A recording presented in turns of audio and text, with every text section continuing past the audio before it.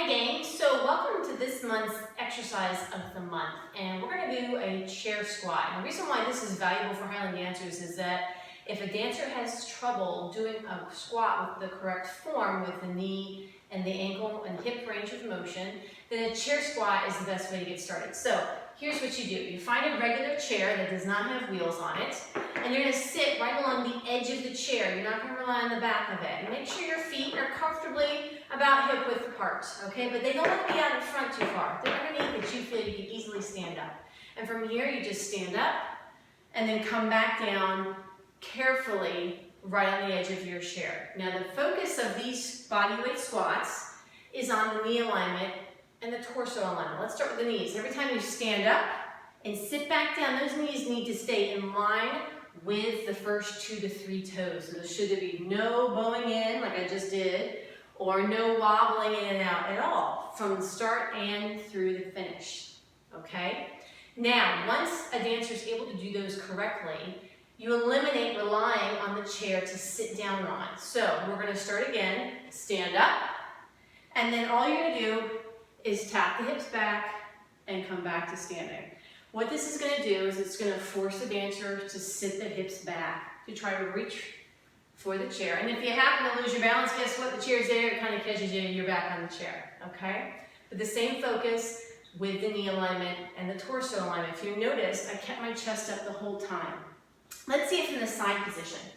So I'm going to turn the chair from the side, and you'll be able to see me do the same thing. We'll begin first on the edge of the chair. You can see how close I am to the edge. And notice where my feet are. My knees are kind of right over the toes a little bit, so I have the ability to stand up. If I'm here, I can't stand up unless I really rock myself forward with my torso. So you want your feet underneath the knees so you can comfortably stand up. And see how my torso and my shins are parallel? So I'm able to stand up and sit back down on the edge of the chair, keeping my knees pretty still in line with my toes. Now, let's do the part where I'm not fully sitting. So I stand back up, I come back, tap the chair, come back up. And again, the focus is on keeping the torso lifted, the hips back, and you'll notice that my torso and my shins have those parallel lines each time I go back. So I'm not finding that we're doing this kind of situation, but the torso drops. Now let's suppose a dancer has a hard time keeping the knees from bowing in when they're doing these chair squats. That's where having the exercise band can be helpful. So you place that band around just above the knee, around the thighs, then that gives a dancer kind of a feeling that they have to push out into the band, okay, just a little bit by engaging those hip muscles on the outside part of the hips. You do the same exercise. You can start first by sitting fully down and fully back up, or you can just do the tap, depending upon where the dancer is with his or her level, okay? And as you do this, you'll find the dancer has to think a lot more about engaging here in the hips to pull the knees just a little bit more out so it prevents them from bowing in, okay? Now, my recommendation for these chair squats is this is a great warm-up exercise. You can do these pretty much every day. Try 10 to 15 to get the technique down.